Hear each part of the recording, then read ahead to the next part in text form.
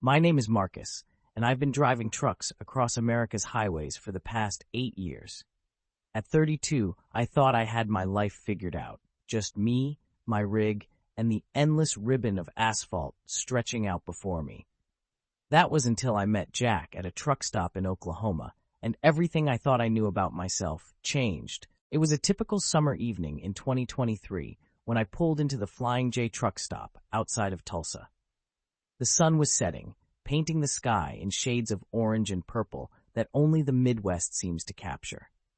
I'd been hauling electronics from Chicago to Dallas, and my eyes were burning from 12 straight hours on the road. The truck stop was busy, as usual for that time of day. Drivers were fueling up, grabbing dinner, or settling in for their mandatory rest periods. I maneuvered my Peterbilt into one of the few remaining spots and headed inside for some coffee and a hot meal. That's when I first saw him. He was standing at the counter, his high-vis jacket slightly dusty from the road, dark hair slightly messed up from what I assumed was hours of wearing a cap. He was arguing with the cashier about something, but not in an aggressive way. There was a smile in his voice that caught my attention. "Look, I'm telling you," he was saying with a slight Texas drawl, "that fuel pump out there is definitely acting up. I've been driving for 10 years, and I know when something's not right." I found myself walking closer, pretending to look at the snack selection while eavesdropping. The cashier seemed overwhelmed, so I cleared my throat and spoke up. "Pump 7, I asked. "Yeah, it's been doing that thing where it stops every few seconds, right?" He turned to look at me, and I felt my breath catch slightly. His eyes were a striking blue, crinkled at the corners from what I guessed were years of squinting into the sun. "Exactly," he exclaimed, seeming grateful for the backup. "See? I'm not the only one who's noticed." The cashier finally agreed to call maintenance, and the blue-eyed driver turned to me with a grin. "Thanks for the assist. I'm Jack," he said, extending his hand. "Marcus," I replied, shaking it. His grip was firm, his palm calloused from years of handling gear. "Let me buy you a coffee," he offered. "Least I can do for my knight in shining Peterbilt." I laughed at that. "How'd you know I drive a Pete?" "Saw you pulling in earlier," he admitted. "I always notice the classic rigs. I'm stuck with a Freightliner myself, but someday we ended up sharing a table in the diner section, our coffee turning into dinner as we swapped stories about life on the road." Jack had been driving since he was 22, mainly Southwest routes. He had a way of telling stories that made even the most mundane trucking experiences sound like adventures. "So there I am," he was saying, gesturing with a French fry, "stuck in the middle of nowhere, New Mexico, load of frozen goods in the back, and my AC decides to die. Middle of July, mind you. I swear I lost 10 pounds in sweat before I made it to the next town." I found myself leaning forward, drawn in not just by his stories, but by the way he told them. The way his eyes lit up, the animated movements of his hands, the deep laugh that seemed to come from his whole body. Hours passed without either of us noticing. The diner had mostly emptied out, the fluorescent lights harsh against the dark windows. When we finally checked the time, we were both surprised to find it was well past midnight. "Guess we should try to get some sleep," Jack said, though he didn't sound particularly eager to end our conversation. "Which way you headed tomorrow?" "Dallas," I replied, trying to ignore the disappointment I felt at the evening coming to an end. His face lit up. "No kidding? That's my destination too. Delivering to that new distribution center on the east side?" I nodded, feeling a spark of excitement. "Want a convoy down? Always good to have backup on those Texas highways." "I'd like that," he said, and something in his voice made me think he wasn't just talking about the practical aspects of traveling together. We left early the next morning, Jack's Freightliner following my Peterbilt as we headed south on I-35. The sun was just beginning to peek over the horizon, casting long shadows across the highway.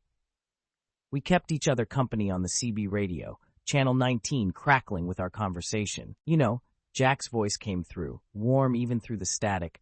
"I usually hate convoy driving. Most guys either talk too much about nothing or they're silent the whole way.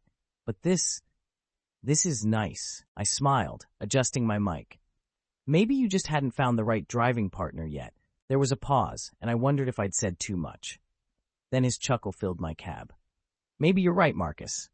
Maybe you're right. We stopped at a rest area just north of the Texas border for a quick break. As I climbed down from my cab, I watched Jack doing the same, admiring the way he moved with an easy grace that seemed at odds with his solid build. He caught me looking and smiled, causing me to quickly glance away, my face warming. "Want to grab a breakfast burrito?" he asked, either not noticing my embarrassment or kindly choosing to ignore it.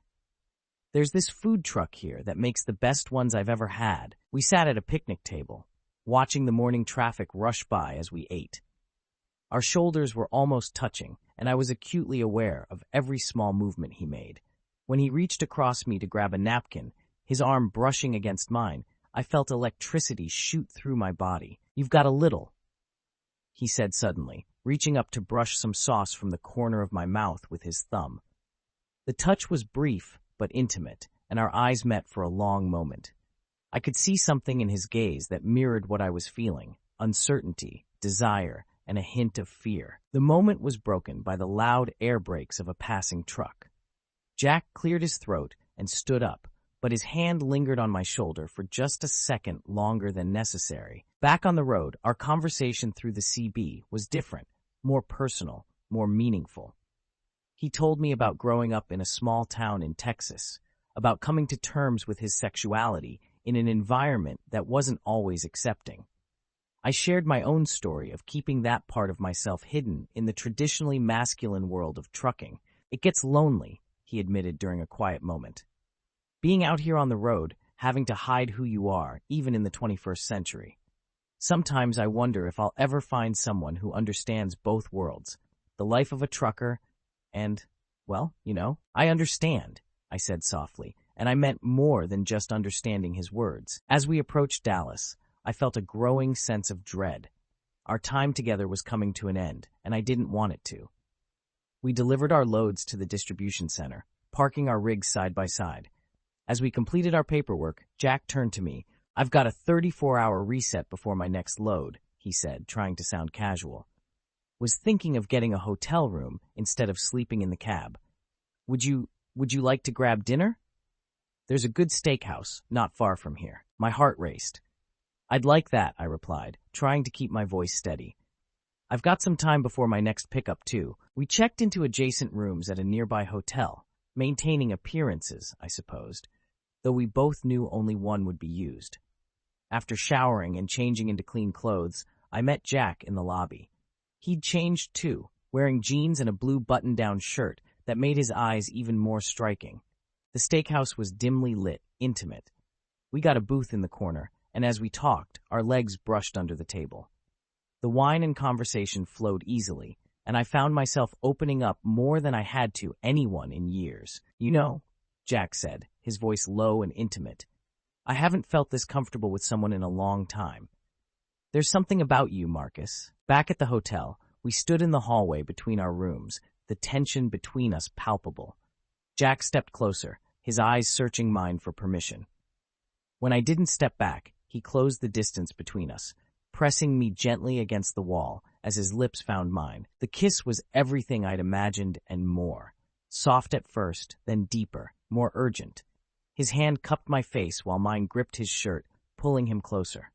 When we finally broke apart, both slightly breathless, he rested his forehead against mine. "I've wanted to do that since I first saw you in that truck stop," he whispered. We ended up in my room, where one kiss led to another and another. That night was a blur of passionate touches, whispered confessions, and a connection that went beyond physical attraction. Jack's hands were gentle, despite their strength, and when he held me afterward, I felt safer than I had in years. Morning came too soon, sunlight streaming through the gaps in the curtains. I woke to find Jack watching me, a soft smile on his face. "Morning," he said, running his fingers through my hair. You look a lot younger when you're sleeping. All those serious trucker wrinkles smooth right out." I laughed, poking him in the ribs. "Watch it, I'm still your senior by 2 years." We ordered room service breakfast, sitting cross-legged on the bed as we ate and planned our next moves. Jack had a load heading to Phoenix in 2 days, while I was due to pick up a delivery bound for Atlanta the next morning. "We could make this work," Jack said suddenly, setting down his coffee. "I mean, if you want to." We're both independent operators. We can coordinate our routes sometimes. And there's always phones, video calls. I want to, I said without hesitation. I know it sounds crazy.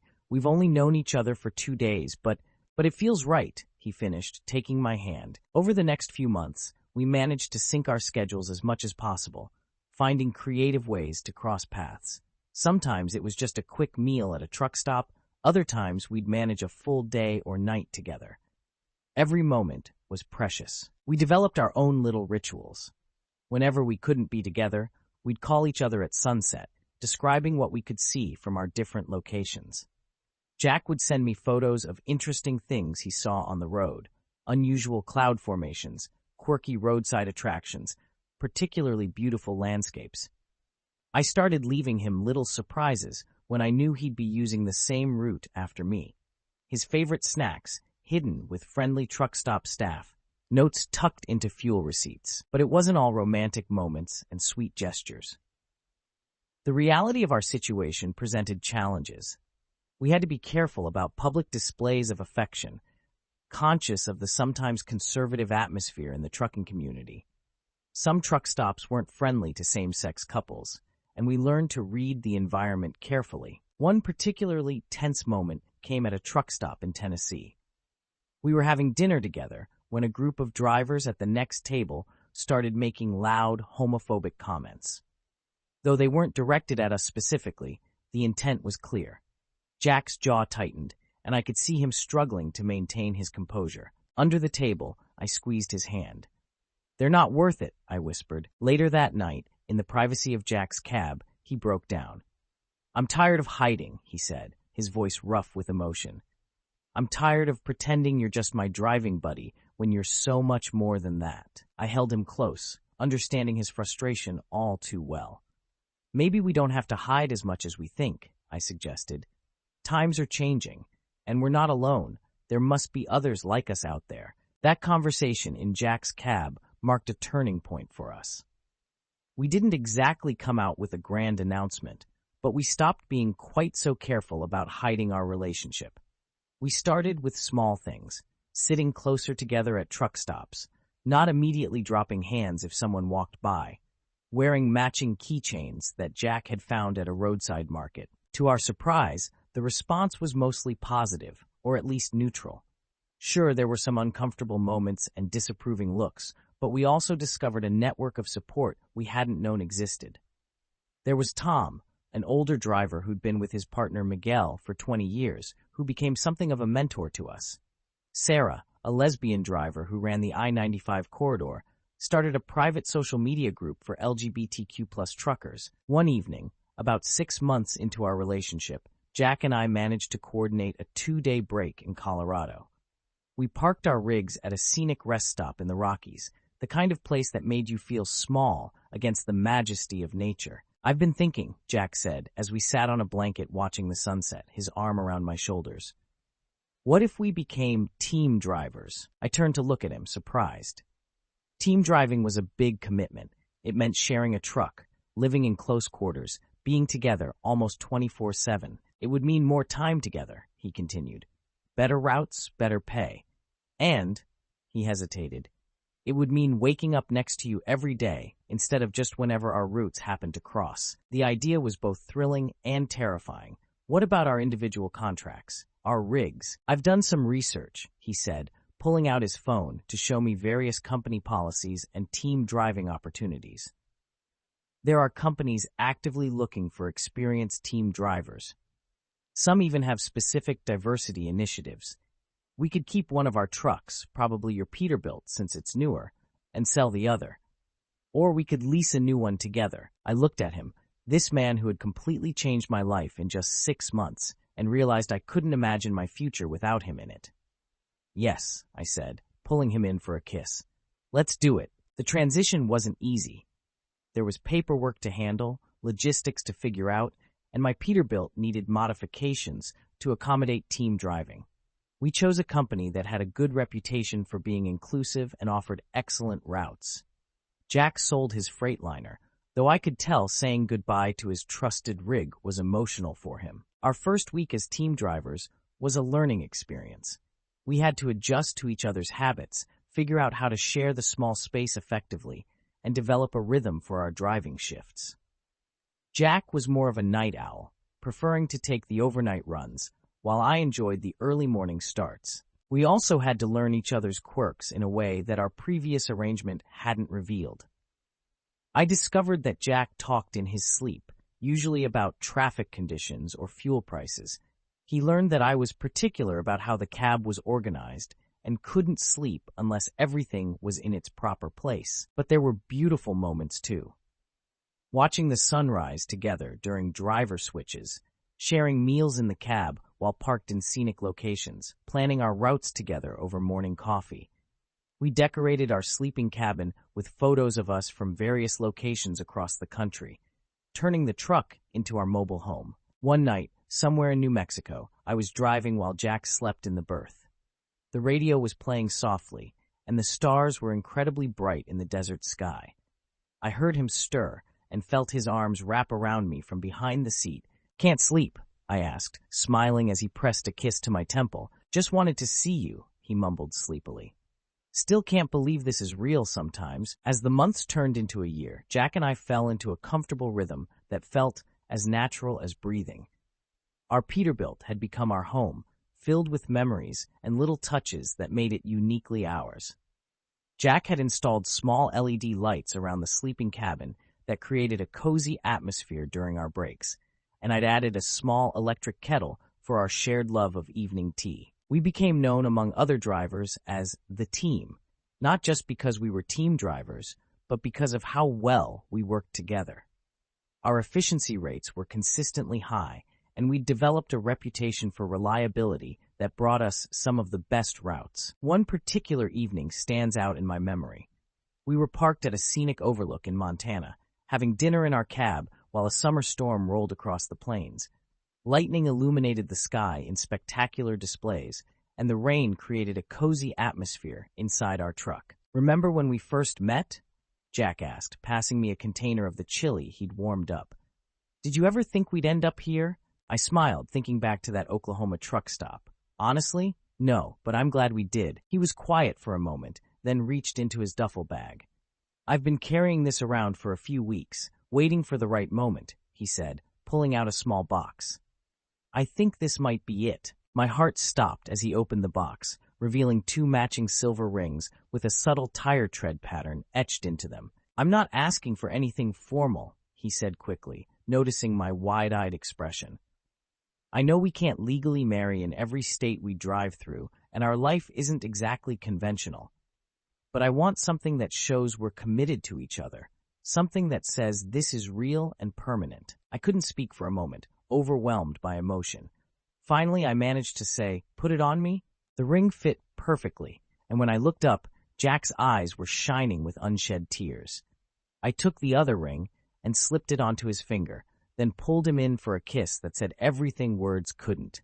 We celebrated by calling Tom and Miguel, who were delighted for us and insisted on throwing us a small party the next time our routes crossed. Sarah and several other friends from our LGBTQ+ truckers group sent congratulatory messages and virtual hugs. Life wasn't always perfect, of course.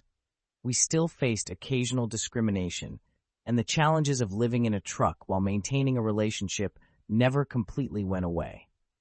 But we faced everything together, supporting each other through the tough times and celebrating the good ones. We developed traditions that made our unconventional life feel special. Every month, we'd try to schedule at least one date night where we'd park somewhere scenic, cook a proper meal in our cab, and spend time just being together.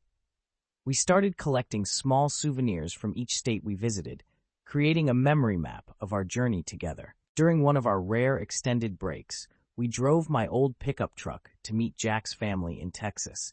I'd been nervous, but they welcomed me with open arms, his mother hugging me tightly and saying she'd never seen her son so happy. My own family took a bit longer to come around, but seeing our commitment to each other eventually won them over. Now, as I write this, sitting in our cab while Jack drives through the night, I can hear him softly singing along to the radio. Our rings catch the light from the dashboard, and I'm struck by how far we've come from that chance meeting at a truck stop. We've mapped out our future together. We're saving up to eventually buy our own truck outright, maybe even start a small fleet that specifically welcomes LGBTQ plus drivers. We talk about maybe adopting a dog that could travel with us, making our mobile home complete. The trucking life isn't easy, and being in a same-sex relationship in this industry adds its own challenges. But every morning when I wake up to Jack's smile, or every evening when we switch drivers and share a quick kiss, I know we're exactly where we're supposed to be. They say home is where the heart is. For us, home is 18 wheels, a powerful engine, and each other. Our love story might not be conventional, but it's ours, and I wouldn't have it any other way. Love finds you in the most unexpected places. Sometimes at a truck stop in Oklahoma, sometimes on the open road. Jack and I found ours somewhere between the endless highways and starlit nights, and we're still driving forward together, mile after mile, day after day.